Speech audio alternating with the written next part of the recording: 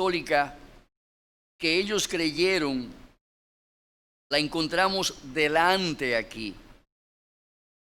Una iglesia compuesta por muchas personas no se mantendrá unida a menos que tengan una doctrina común, un credo común, una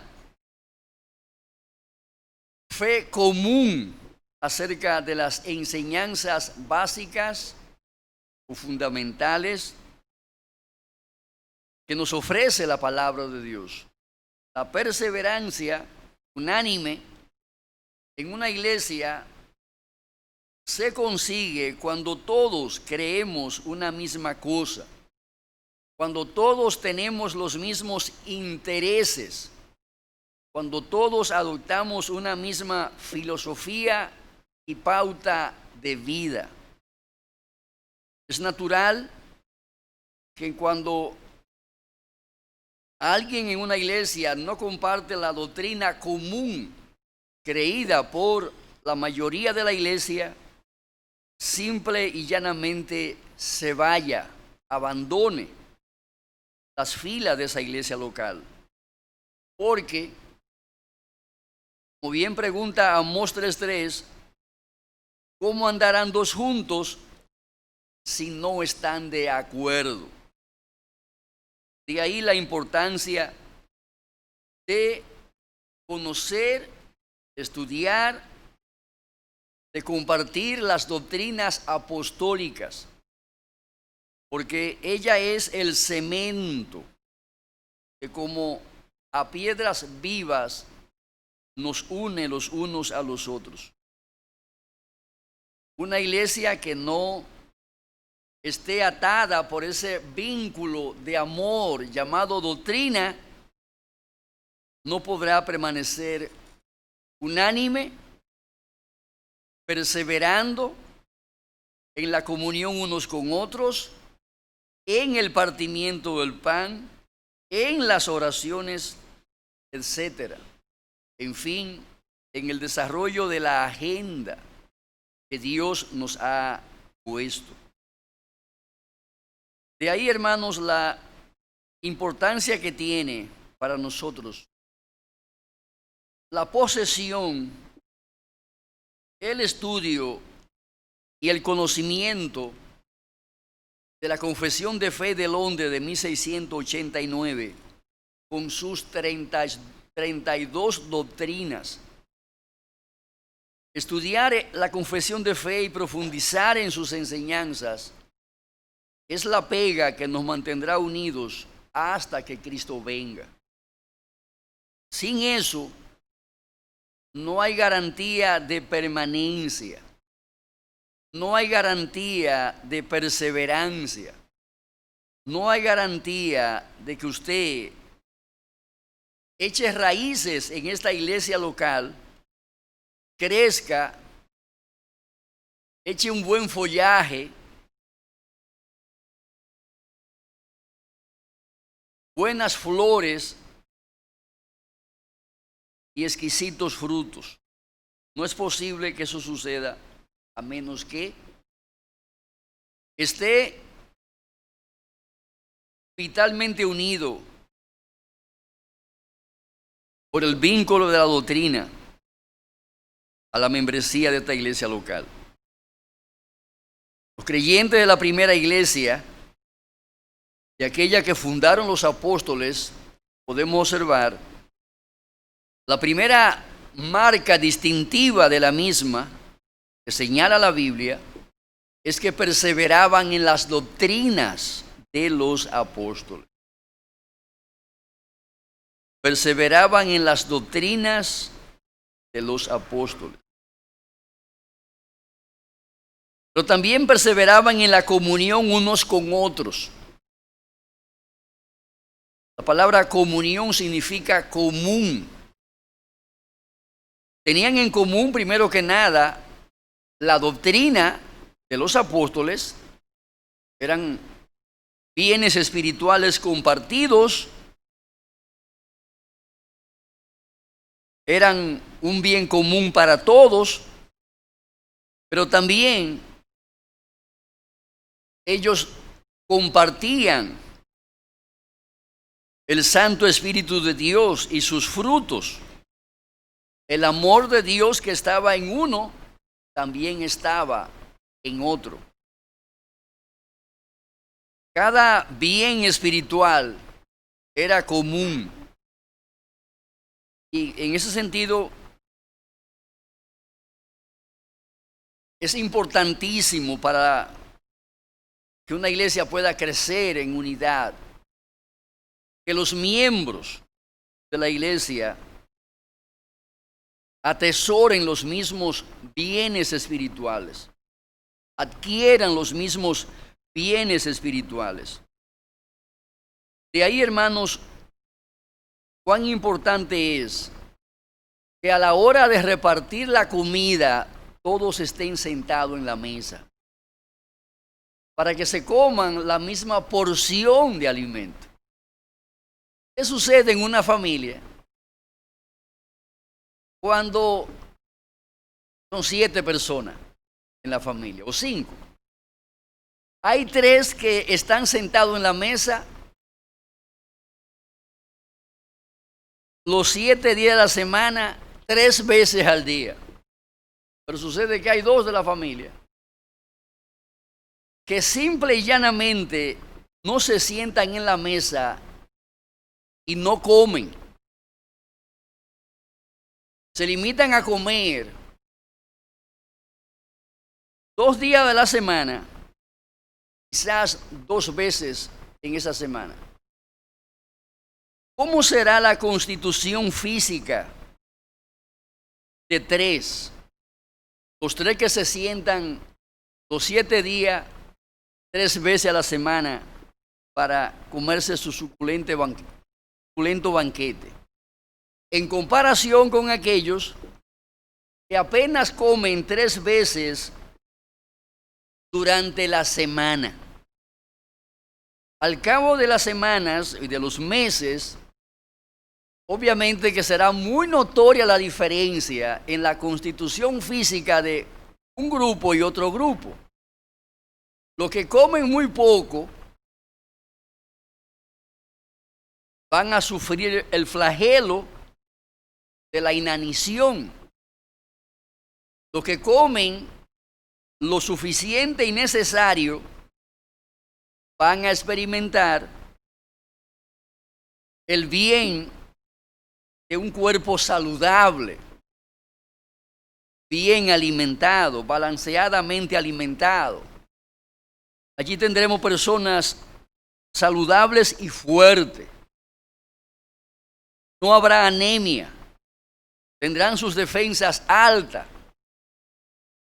Y obviamente serán personas útiles. Porque una gente mal comía, ¿qué puede rendir? ¿En qué puede rendir? Ni siquiera puede pensar. Esa es la realidad. Porque le estarán dando mareos por falta de cuchara. Amados hermanos, no solamente de pan vivirá el hombre, sino de toda palabra que sale de la boca de Dios, dice Mateo 4:4. Cuando los creyentes toman la mala costumbre de no estar en la mesa donde el Espíritu Santo reparte el pan de vida, veremos en la congregación o en la familia de Dios 2 grupos. Unos bien nutridos y otros malnutridos. Unos estarán, como dice la gente, gordos y colorados. Los demás estarán bien debiluchos por falta de cuchara. Esa es una realidad que nosotros debemos de entender. Y obviamente, esto traerá como resultado para nuestra vida personal y para la vida de la iglesia en general, una vida próspera y bendecida, una vida triunfante y victoriosa, una vida vigorosa espiritualmente, saludable espiritualmente, una vida triunfadora. Estos creyentes de la primera iglesia tenían una agenda común y nadie se sustraía a ella. Cada quien asumía su rol dentro de esa agenda.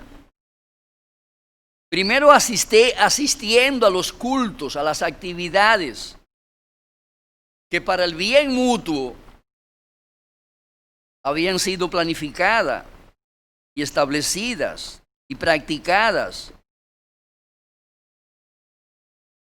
Ellos participaban en la comunión unos con otros, perseveraban en eso, dice la palabra. Intercambiaban sus bienes espirituales y también intercambiaban sus bienes materiales como miembros del cuerpo de Cristo. Es lo que nos enseña la palabra. Y este es un principio sumamente importante. La comunión no es algo abstracto. La comunión es algo que se pone de relieve, se hace evidente por la manera en que nos relacionamos unos con otros. En Hechos 2:42 se establece que perseveraban en la doctrina de los apóstoles, en la comunión unos con otros, en el partimiento del pan y en las oraciones. Establece ahí en ese texto bíblico.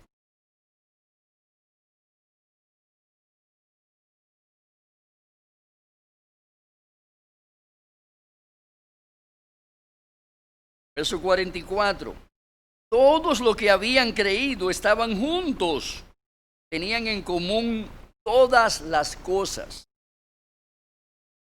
y vendían sus propiedades y sus bienes y los repartían a todos según la necesidad de cada uno. Este principio, amados hermanos, es un principio interesante. La pregunta aquí es, ¿debo yo vender mis propiedades para ponerla a disposición de los que están en situaciones de necesidad? Note lo que ellos hacían en esos tiempos. Vendían sus propiedades y sus bienes, los repartían a todos según la necesidad de cada uno. Vamos a ver qué dice Mateo 19:21.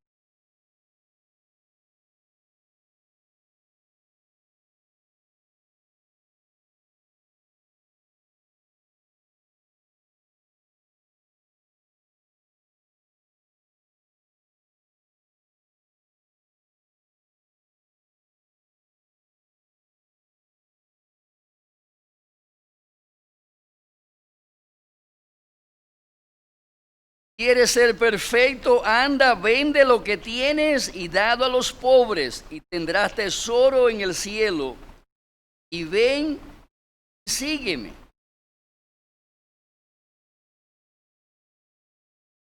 Marcos 10:21.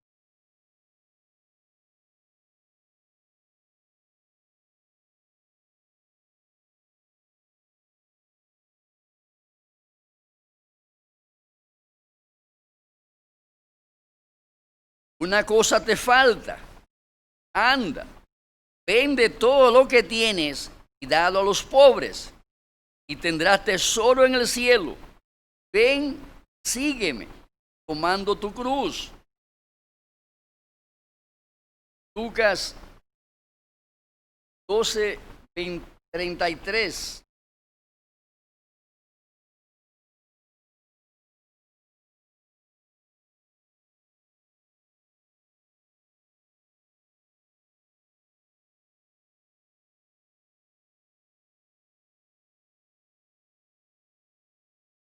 Vended lo que poseéis y dad limosnas, haceos bolsas que no se envejezcan, tesoro en los cielos que no se agote, donde ladrón no llega ni polilla destruye.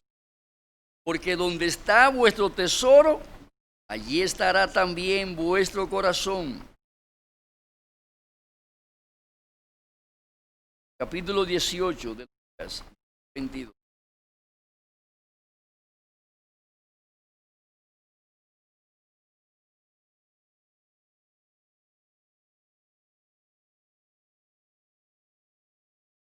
Verso 22. Aún te falta una cosa. Vende todo lo que tienes y dalo a los pobres, y tendrás tesoro en el cielo. Y ven, sígueme. Entonces él, oyendo esto, se puso muy triste porque era muy rico. ¿Cuál es el principio detrás de todo esto? Vemos hay un mandamiento expreso, claro, preciso, donde el Señor ordena, manda a que se tome una determinación con relación a los bienes materiales. ¿Es literal esto?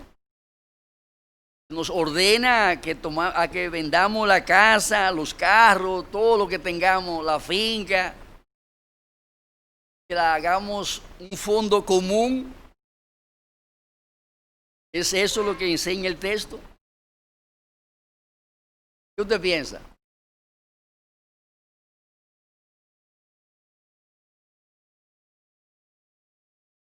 Entiendo, a la luz de lo que podemos observar en el contexto, que el Señor aquí está atacando un mal. ¿Cuál? El amor a las riquezas. Ese amor que suplanta el amor a Dios sobre todas las cosas. Ese fue el contexto donde el famoso rico que se acercó a Jesús,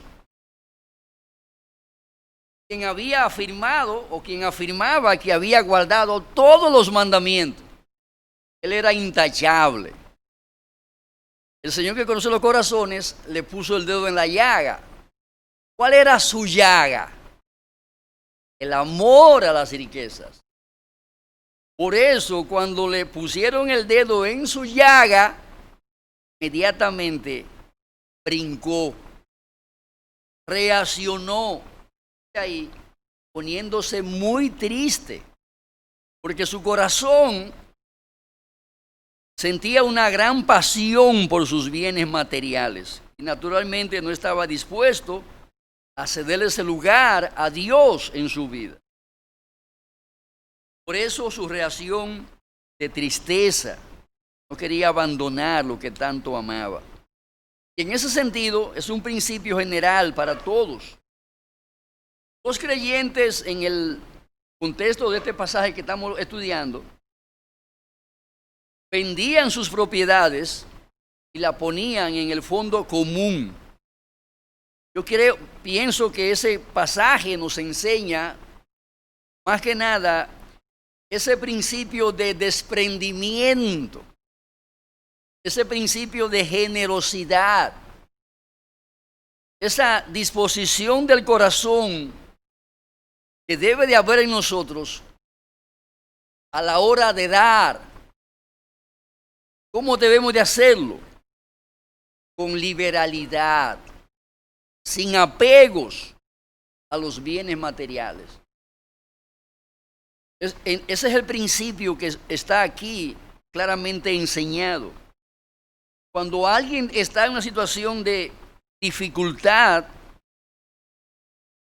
cada miembro de la iglesia debe de ser consciente de su deber de responder con sus bienes para servir, ayudar a aquel que está pasando por dificultades. La iglesia en ese contexto es obvio que aquí es presentada como una familia. Cuando un miembro de la familia terrenal, por todo familia unida, familia donde hay amor, familias que son criadas en base a principios, nadie dice ser suyo lo que hay en la casa. Nadie dice, no te pongas mi camisa, que esa camisa es mía. Y el otro lo necesita, que no tiene más cosa que ponerse. Manito, ¿me puede prestar tu camisa? ¿Me puede prestar su zapato? Si le sirve. La respuesta natural de aquel que está siendo solicitado para que preste la camisa, ¿cuál será? Sí, mi hermano, cógela, tómala. Habrá una respuesta de un sí, pero recuérdate que ponle la fecha como la encontraste, no me la suelte ahí por ahí, porque a veces hay situaciones que a veces se dan en la familia. Y hay hermanos que cogen la cosa y la desbaratan y la vuelven un desastre. ¿Dónde está mi camisa? La encuentran por ahí embollada, sucia. Entonces después no la quieren, cuando la vuelva a pedir de nuevo, dicen, La respuesta es no te la voy a prestar, porque óyeme, me la guardaste allí en un bollo, yo no la encontraba, estaba sucia, 2 o 3 semanas después. Son unos desconsiderados. Cuando dicen que no, entonces se ponen bravos. Reaccionan mal. Eso se da en muchos contextos familiares. Pero donde hay un buen espíritu de colaboración, un espíritu de estima, de respeto, de amor genuino, obviamente que no habrán particularidades. Todo será un bien común para todos. No me cocine mi carne, esa es mi carne, no me la coma. Hay familias que son terribles. Cada quien hace su compra y hay de que le pone la mano a esa compra. Hay trifulca inmediatamente en la familia. Cuando alguien le pone la mano a la leche o le pone la mano al pan o a esto o aquello que se ha comprado y puesto en la nevera. Cada cosa tiene su nombre y apellido y nadie puede tocarlo. Hay familias así. Obviamente en la familia de Dios, ese no debe de ser lo común, eso no debe ser lo común. Lo común es el desprendimiento, la actitud de servir con lo que tengo, con lo que puedo, servirte de manera desinteresada, sin buscar prebendas, sin buscar que tú me respondas mañana, con crece el bien que te hice. Ese es el principio, hermanos. Y en ese contexto, yo no tengo problema con que a un hermano solicita un servicio que es naturalmente pagado, se le cobre por su trabajo. Yo creo que es algo correcto, es algo bíblico, que usted prefiera a los hermanos. Si usted va a hacer un trabajo y usted es un técnico en X o Y, yo entiendo que el hermano debe de, en vez de irse donde un impío y donde usted, porque usted le va a garantizar su trabajo, va a ser fiel, va a ser honesto, le va a poner los materiales que lleva, no le va a alterar la factura, etcétera, etcétera. Y le cobrará lo justo, naturalmente. Yo entiendo que ese es un principio que se debe de mantener. Ahora, cuando hay situaciones o circunstancias donde el hermano no puede responder por las circunstancias de estrechez económica que está atravesando, aquellos que son solicitados para que sirvan deben de ser condescendientes. Deben de ser condescendientes.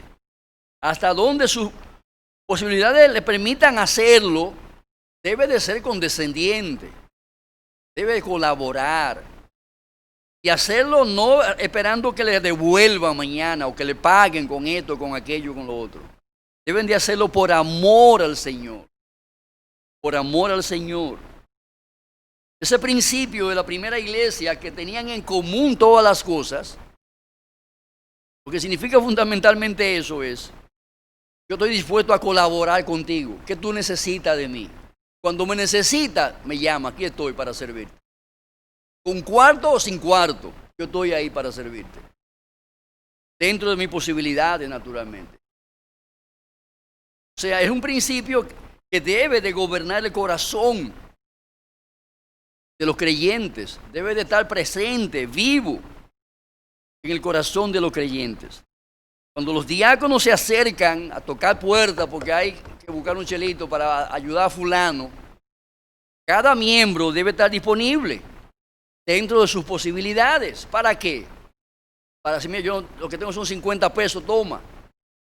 Porque grano a grano, ¿qué? Se llena la gallina el buche. El hermano, peso a peso, su problema lo puede resolver. O sea, es lo que implica que los miembros de la iglesia tenían en común todas las cosas. Note lo que dice: y vendían sus propiedades y sus bienes y los repartían a todos según la necesidad de cada uno. Porque siempre habrán gente necesitada. Siempre. Donde hay una familia larga, siempre habrán miembros de la familia con problemas, con necesidades, con adversidades, con limitaciones, siempre. Y es interesante ver que ellos repartían a todos, no a algunos, los favoritos míos, las favoritas mías, a todos, dice ahí, a todos según la necesidad. ¿Cuál es tu necesidad? ¿Cuál es tu circunstancia? He aquí mis manos para servirte lo mucho o lo poco que puedo servirte. Ese era un principio que se puso de manifiesto, ¿verdad? Era practicado en la iglesia primitiva y lo repartían a todos según la necesidad de cada uno. Es una bendición, hermano, poder practicar esto, porque hoy por mí, pero mañana, ¿qué? Puede ser tú el objeto que necesite que tus manos sean bendecidas con un don, con un regalo, con un bien, con un servicio. Hoy por mí, mañana por ti. Obviamente lo que nos debe de mover no es el por ti, sino el amor al Señor, la disposición para servir al Señor en la circunstancia o en la providencia que Dios pone delante de nosotros, para que tengamos ahí el privilegio de compartir, de dar de lo que el Señor ha puesto en nuestro haber, en nuestra fortuna. Privilegio.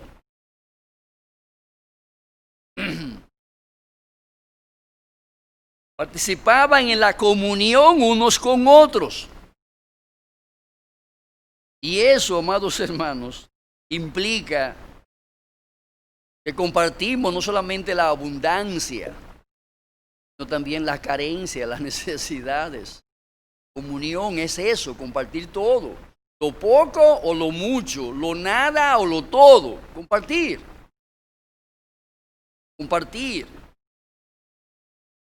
No solamente las palabras de cariño, de afecto, de amor, sino también los bienes materiales.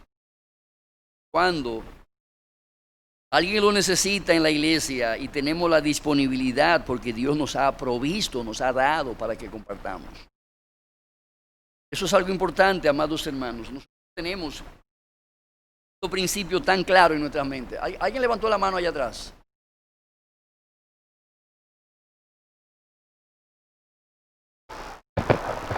Sí, con frecuencia hay una defensa al derecho de la propiedad privada cuando se tocan estos temas de que la iglesia primitiva tenía todas las cosas en común.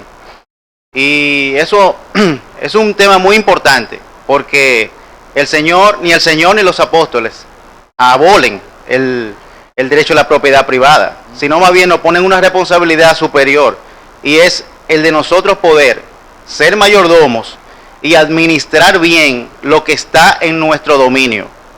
En ese sentido, todos nosotros tenemos cosas que nos pertenecen. Ahora bien, nos pertenecen desde el punto de vista administrativo, de dominio. Y esa actitud de la iglesia lo que pone de manifiesto es que por encima del dominio que yo tengo de mis bienes está la necesidad común de los hermanos y además de eso, que todas las cosas son de Dios. Así que es correcto y es bíblico que la iglesia, los miembros de la iglesia, si tienen que desprenderse de algún bien para hacerle bien a la iglesia, para nosotros poder llegar a tener un proyecto como iglesia y que nosotros podamos desprendernos de algún bien que nosotros tenemos y ponerlo al servicio de la iglesia, eso es correcto y es bíblico y hay bendición en eso, porque eso pone de manifiesto que nuestros bienes que nosotros tenemos como dominio no nos pertenecen, sino que lo administramos de acuerdo a la palabra de Dios y a los mandatos del Señor. Así es, mi hermano, eso es correcto. Era un principio que obviamente marcó la iglesia primitiva y es un principio que debemos nosotros también encarnar como iglesia local, practicarlo de manera constante. Primera de Juan, capítulo 3.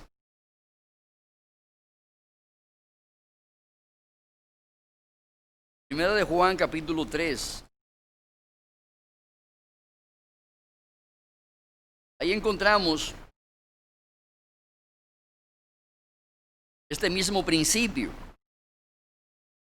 Verso 17. Verso 16. En esto hemos conocido el amor en que Él puso su vida por nosotros. También nosotros debemos poner nuestras vidas por los hermanos. Pero el que tiene bienes de este mundo y ve a su hermano tener necesidad y cierra contra él su corazón, ¿cómo mora el amor de Dios en él? Una pregunta interesante. ¿Mora el amor de Dios en mi corazón si mi hermano se está tragando un cable? Tiene la posibilidad de sacarle ese cable que se está tragando. Se está jugando con ese cable. Tiene la posibilidad de sacarle ese cable. Se lo está tragando.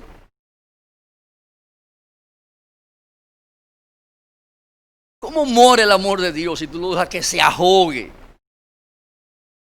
Mientras tú estás puchú, como decimos. Disfrutando de bienes y demás propiedades. Y es interesante observar cómo el apóstol contrasta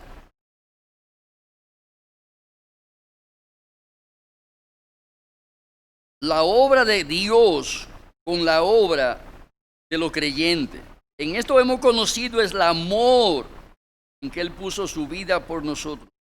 También nosotros debemos, oiga bien lo que dice, debemos, ¿hacer qué? Poner nuestras vidas por los hermanos. ¿Cómo ponemos nuestras vidas por los hermanos? Sirviéndole con los bienes que tenemos. Sirviéndole con los bienes que el Señor ha puesto para que seamos mayordomos, como decía José Manuel. El que tiene bienes de este mundo debe demostrar su amor por el hermano dándole de esos bienes, compartiendo esos bienes. sirviéndole con esos bienes. Así es como se manifiesta el amor. El amor de Dios. Hechos,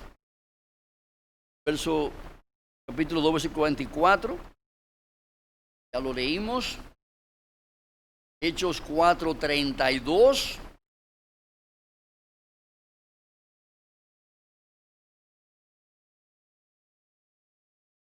Y la multitud de los que habían creído era de un corazón y un alma. Y note cómo se manifestaba esa unidad entre ellos.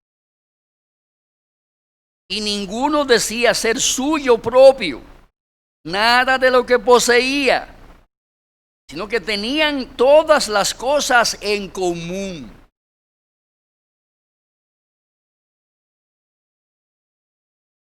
Ahora, ¿por qué tenían todas las cosas en común? Por lo primero, porque eran de un corazón, eran de un alma. Por eso tenían en común todas las cosas. Nadie decía ser suyo propio nada, no te dice ahí, nada de lo que poseía. Esa carreta, no, eso no es mío, eso es tuyo. Esa casa, no, eso no es mío, eso es tuyo también. Esa cuenta de banco que tengo allí guardado, socialito, eso también es tuyo. Nadie decía, esto es mío, no, no, eso es tuyo.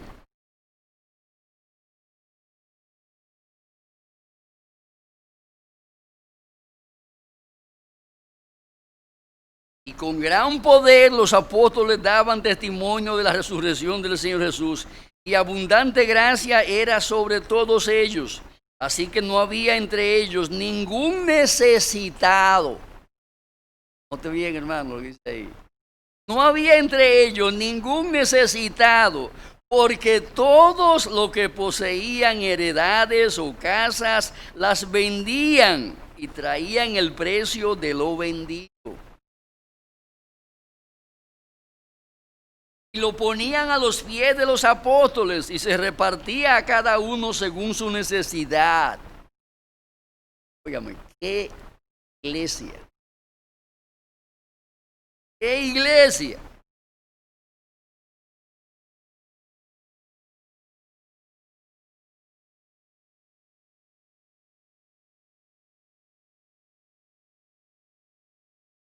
Entonces José, a quien los apóstoles pusieron por sobrenombre Bernabé, que traducido es hijo de consolación, levita, natural de Chipre, como tenía una heredad, la vendió y trajo el precio y lo puso a los pies de los apóstoles. Ahí ponen nombre y apellido de quiénes los hacían, quiénes practicaban esos principios. Ahora ya vemos más adelante lo que le pasó a Ananías y a Zafira por tal de tacaño, por tal de mentiroso. Eso tenían su corazón apegado a la riqueza, por eso quisieron allantar a los discípulos. La vendimos en tanto, pero espérate, esto es demasiado, vamos a embolsillar esta parte porque vamos a quedar sin nada. Ahí no le fue bien a esta gente, el Señor se disgustó con ellos y trajo juicio. Pero en general, ese espíritu de compartir, de comunión, era el espíritu que había en la iglesia primitiva, en la iglesia del Señor. Esa mentalidad de que todo es del Señor y por ende todo hijo de Dios es parte de esa familia del dueño de nuestras posesiones, que por ende si tiene necesidad debemos estar dispuestos a servir con ellos. Amados hermanos, es un principio que no creo que haya perecido, que esté muerto, que esté durmiendo. Debe de ser practicado por la iglesia. Debe de ser practicado por la iglesia. Lo que apuntaba José Manuel es cierto. La iglesia tiene un proyecto, una meta, un propósito. Amados hermanos, ese es el proyecto de Dios. ¿Con qué debe ser financiado? ¿Por el Estado Dominicano? No, debe ser financiado por la iglesia, por los hijos, por la familia. Es el privilegio nuestro. Sí, yo creo que en ese sentido, aparte de que, como decía José Manuel, vivimos en una sociedad donde hemos aprendido a idolatrar lo mío y el derecho de propiedad es un ídolo en nuestra sociedad. Ese es un problema. El siguiente problema serio es que si tal vez yo no tengo el ídolo del derecho de propiedad, pero entonces falta fe y falta autonegación. Cuando ayudar al otro implica que yo tengo que sacrificarme un poco, entonces viene la duda, viene la falta de fe, y entonces si yo me voy a quedar a mitad de camino. Entonces, lo que está afectando ahí mi disposición para ayudar no es que yo estoy idolatrando lo que es mío, mi derecho de propiedad, sino que yo tengo miedo de que a mí me va a faltar.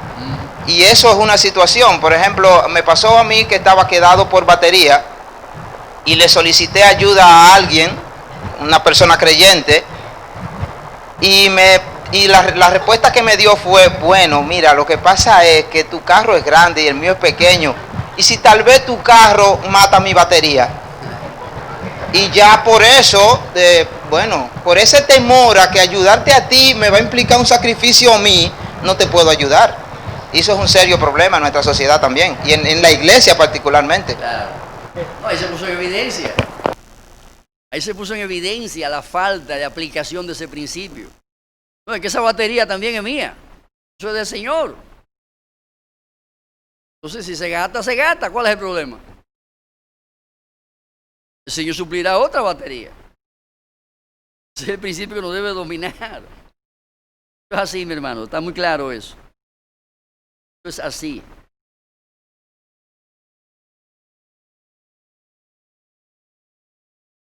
Romanos capítulo 15.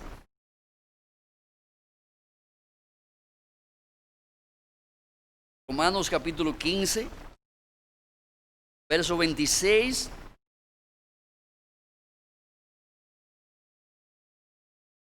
Porque Macedonia y Acaya tuvieron a bien hacer una ofrenda para los pobres que hay entre los santos que están en Jerusalén. Pasaje interesante, hermanos. Porque observemos que no solamente a la comunidad cercana los creyentes tenían la responsabilidad de dar respuesta a sus necesidades, también a los que estaban más lejos, a los que estaban en otro contexto, a los que pertenecían a otra iglesia que estaban en necesidad.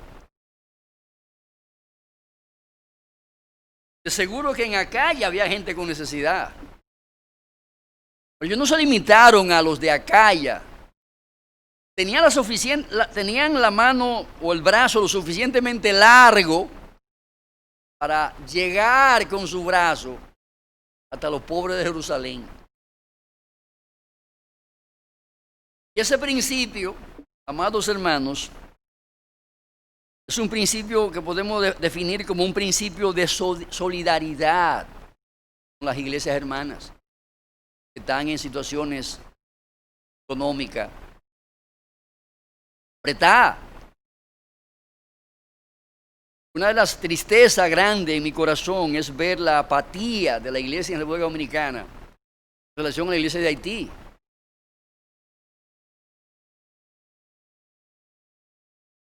Los pastores dominicanos,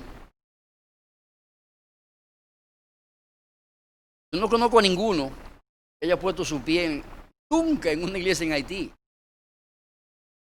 Habrán excepciones en la regla, pero yo no conozco en la actualidad ninguna iglesia dominicana que esté preguntando, o que me haya, o por lo menos a mí, que muchos saben que yo viajo para allá, que me hayan preguntado: hermano, ¿qué iglesia en Haití yo podría apoyar con una buena ofrenda?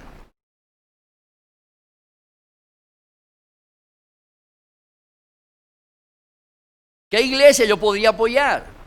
¿Hay necesidades allí que yo pueda ir a auxiliarle? Nunca lo han hecho. Algunos que conocen lo que se limitan es a decirme, voy a orar por ellos, voy a orar por ti, cuando se enteran de la situación que están viviendo.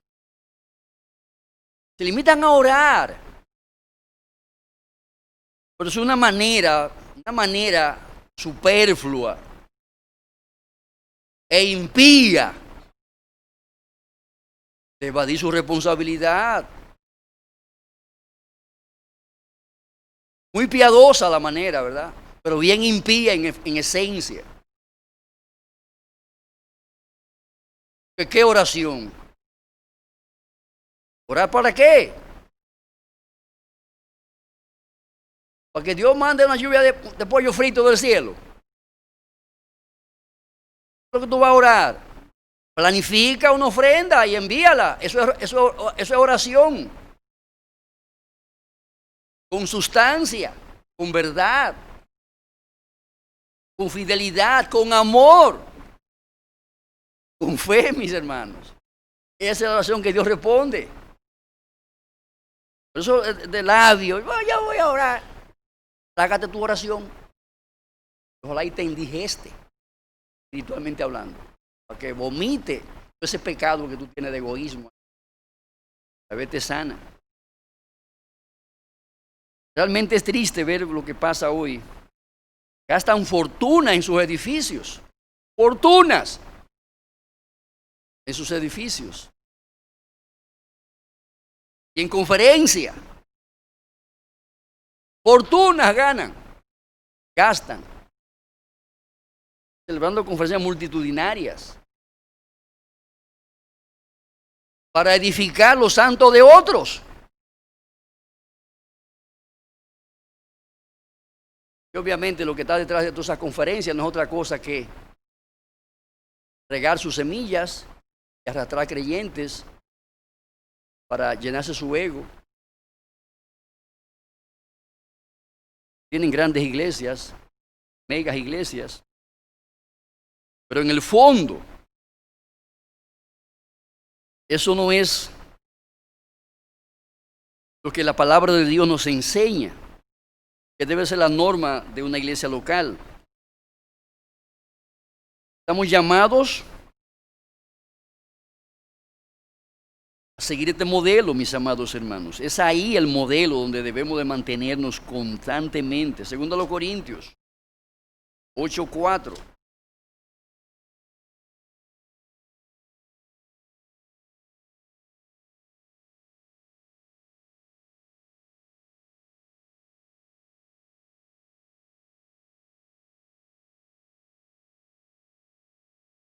¿Cuál es la actitud de esta iglesia?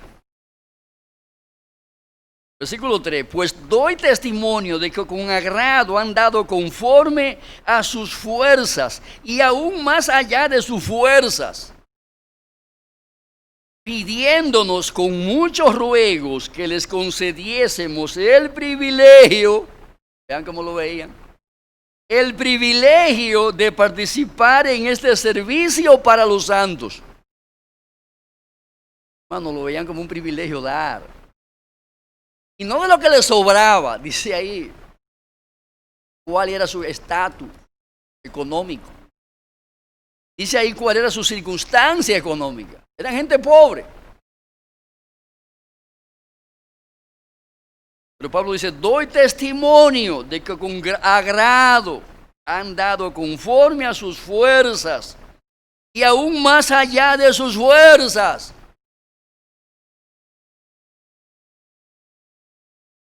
Pidiendo con muchos ruegos, por favor déjame dar, por favor déjame dar, por favor déjame dar. Yo quiero dar. Hermanos, ese era el espíritu que había en esa iglesia. De cara a los necesitados.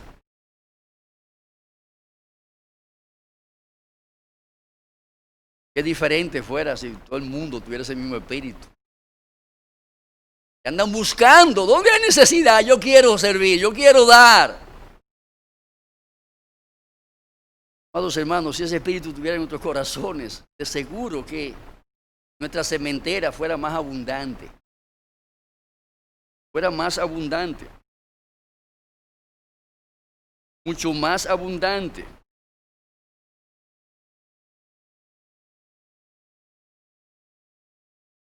Capítulo 9, versículo 7. Capítulo 9, versículo 6. Pero esto digo, el que siembra escasamente, también segará escasamente. Y el que siembra generosamente, generosamente también segará. Una promesa. ¿Para quiénes? Para los que dan. Es para los tacaños. Para el que da.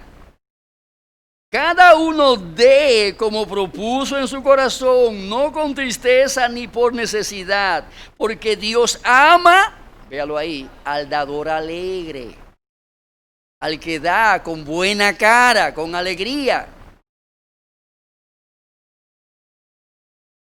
al que da cuando ve el dar como un privilegio y por eso ruega que le permitan dar.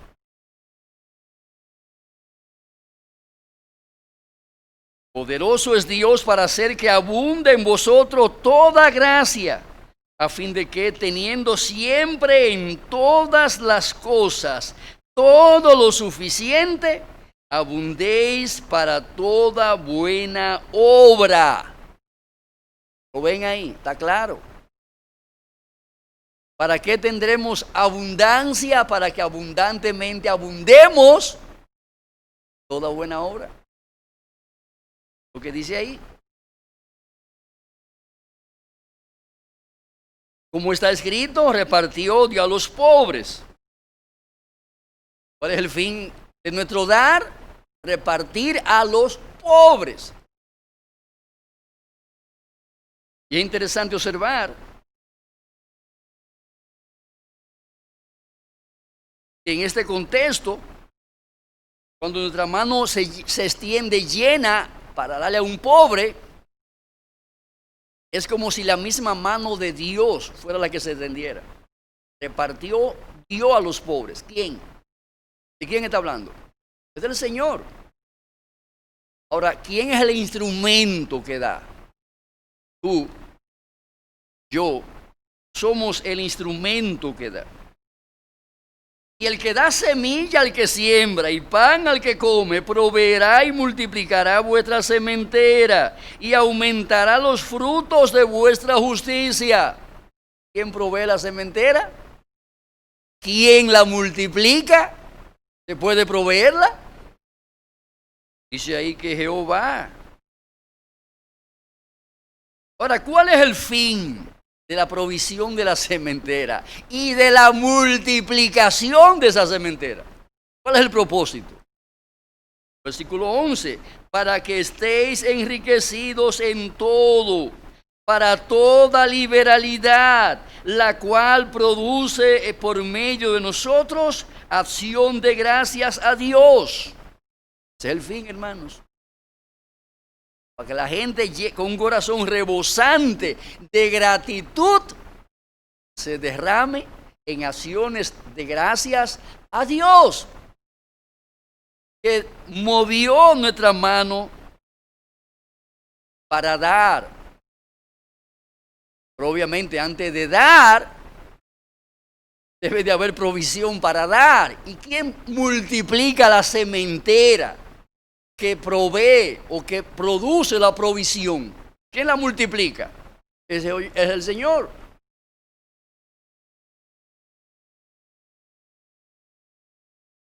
Porque la administración de este servicio no solamente suple lo que a los santos falta, sino que también abunda en muchas acciones de gracias a Dios, pues por la experiencia de esta ministración glorifican a Dios por la obediencia que profesáis al Evangelio de Cristo y por la liberalidad de vuestra contribución para ellos y para todos. Asimismo, en la oración de ellos por vosotros, a quienes aman a causa de la superabundante gracia de Dios en vosotros, Gracias a Dios por su don inefable. Tremendo pasaje. ¿Cómo aquí se presenta el corazón de esta iglesia? De los miembros, hombres y mujeres que formaban esta iglesia local. Tenían un corazón liberal. Y esa, amados hermanos, debe ser una marca distintiva en la iglesia de nuestro Señor Jesucristo. La liberalidad. Hebreos capítulo 13, verso 16.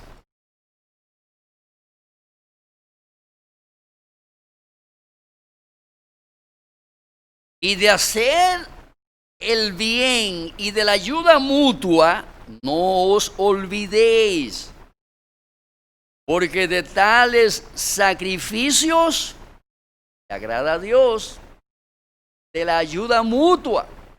No se olviden de eso. No se olviden de eso. Ahora, hermanos, aquí queremos poner un punto de balance. Punto de balance. Porque, obviamente, la palabra establece las normas o requisitos que debe llenar una persona para ser pasible de recibir ayudas, dones u ofrendas. Por ejemplo, el apóstol Pablo para las viudas hizo una lista de los requisitos que esa mujer debía de llenar a la hora de ir a decir, dame, necesito, dame esto. Están los requisitos ahí. Por ejemplo, a los vagos que no trabajaban en Tesalónica, que vivían de casa en casa pidiendo para sostenerse, porque ¿cómo vivían si no? O sea, ¿cómo comían si no trabajaban, si no producían? Tenían que pedir para comer. A esos vagos que no trabajaban porque Jesucristo supuestamente venía ya, estaban esperando la venida inminente. ¿Para qué voy a hacer un conuco si eso se va a perder? Porque el Señor viene, entonces no me voy a comer esa yuca, no me voy a comer esos plátanos. ¿Qué yo voy a hacer trabajando? No, yo voy a esperar tranquilo, sentado debajo de una mata. Había gente con ese espíritu de vagancia, una doctrina errónea sobre la segunda venida del Señor Jesucristo. ¿Y qué le mandó Pablo a decir a la iglesia en Tesalónica? Que le alimentaran, que le cuidaran, que le protegieran, que le sirvieran, que le dieran. ¿Qué le mandó a decir Pablo a la iglesia? El que no trabaja, que no coma. En otras palabras, no empleen los recursos de la iglesia, los recursos de los miembros de la iglesia para sostener vagos en la iglesia. Eso está claro en las Escrituras. Hay gente que se dedican a vivir de eso. Hacen de la vagancia un arte. O hacen de cualquier situación fisiológica que tengan, cualquier situación física que tengan, cualquier limitación, cualquier, ¿cómo se llama esto? Discapacidad que posean. Hacen de eso un negocio. Entonces, por ejemplo, bueno, hay otro tipo, me enteré los otros días que había por ahí un tipo de eso que se dedican a pedir en las esquinas. El tipo tenía una pierna amarrada aquí. Se amarraba la pierna y aparecía como que tenía, que era manco de una pierna. Y ese tipo hizo un negocio con eso. Se paraba en la esquina con una jarra a pedir allí. Porque luego también otro, que ese se pintaba, se ponía una pintura rarísima. Y cualquiera que lo veía decía, se está cayendo a pedazos en lepra. Tiene lepra. Porque esa es la apariencia que daba. de que era un leproso que estaba imposibilitado de trabajar. Conocí también a otro que ese tenía supuestamente una hija y había que operarla, costosísima la operación, y él se dedicó a visitar instituciones, a pedir ofrenda, a buscar para que le ayudaran. Por ese tipo tenía como 10 años en eso, buscando para operar a su hija, y andaba con un paquete de papeles de médico y cosas de esas, porque falsifican todo. Bueno, en estos días, hará como 2 meses de eso, estaba yo aquí arriba en la oficina, llegó una señora, supuestamente de Vallaguana, que la mandó un pastor de allá, para que viniera aquí donde mí, porque tenía un hijo que lo estaban dializando. Y obviamente nos sentamos en la oficina, ella me contó la historia, muy triste, y me da el nombre del pastor, el nombre de la iglesia, el tipo donde vive. Entonces yo le pregunté, ok, está bien, consígueme los documentos de la clínica donde le van a hacer la diálisis. Tú andas con los documentos ahí, con la receta, con análisis, déjame verlo, yo quiero ver que tú me muestres eso. Ay, pastor, se me olvidaron. No ando con ellos en la cartera. Pues mira, Iris, cuando esta señora traiga los papeles, los documentos de la receta y los documentos, placa y cosas de esas, los análisis, por favor tú me llamas para que le demos una ofrenda a esta señora, pero tiene que traérmelo porque yo no puedo darle a usted si usted no me trae a mí las documentaciones que acreditan su solicitud. Todavía estamos esperando a la señora. Todavía está buscando los documentos, los papeles, no lo ha encontrado, hermanos. No lo ha hallado todavía. Entonces hay gente viva que se dedica a vivir de eso, de mentir. Y eso es algo que obviamente no podemos aprobarlo. Y menos usando el nombre del Señor Jesucristo como subterfugio para engañar, para hablar mentira y para justificar muchas veces la forma de postear sus vicios, porque generalmente ese tipo de gente anda por ahí en vicios, que lo sufragan a través del regalo y cosas como esa. Tristemente eso sucede en nuestro tiempo.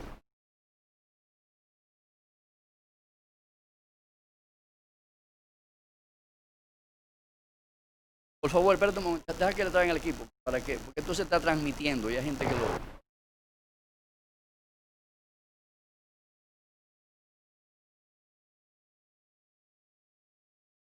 Hay una persona que tiene aproximadamente unos 6 años, al menos yo tengo como 6 años viéndolo. Él anda con una niña en un carro, ya no anda, pues ya la niña creció. Y él se para en cualquier sitio estratégico. Antes se paraba en la avenida principal y ahora se para en calle cerrada, simulando que se le acabó el combustible. Entonces él pide que le den algo para comprarlo de combustible. Y ya el hombre, yo tengo más de 6 años en eso. Y donde quiera que lo veo, le digo, ponte a trabajar, buen vago. Porque es un hombre grande, un hombre gordo, un hombre que se ve saludable y lo que quiere es vivir del cuento. Sí. Yo lo he visto, mi hermano. Ese personaje yo lo he visto, me he encontrado con él. Le he dado también. Así. Le di una vez. Él también cayó en el gancho, dice aquí. No, que cayó una sola vez, pero no más. Es un señor alto, fuerte, él, como indio oscuro. Él vive de eso, de que se le acabó el gas y él va para el Carrizo. Con ese cuento fue cogiendo donde mí, no sé dónde. Va para los Alcarrizos, se me acabó el gas, consígueme ahí 50 pesos. Hermanos, hay muchos vivos y obviamente la iglesia no se ven libre de ese tipo de personajes. La palabra de Dios es clara, los estándares están ahí, las normas, los principios, los requisitos que debe de llenar quien ha de ser objeto de ofrendas. Y en base a esos principios es como debemos de ser guiados al dar para la gloria de Dios y el bien en nuestro Señor.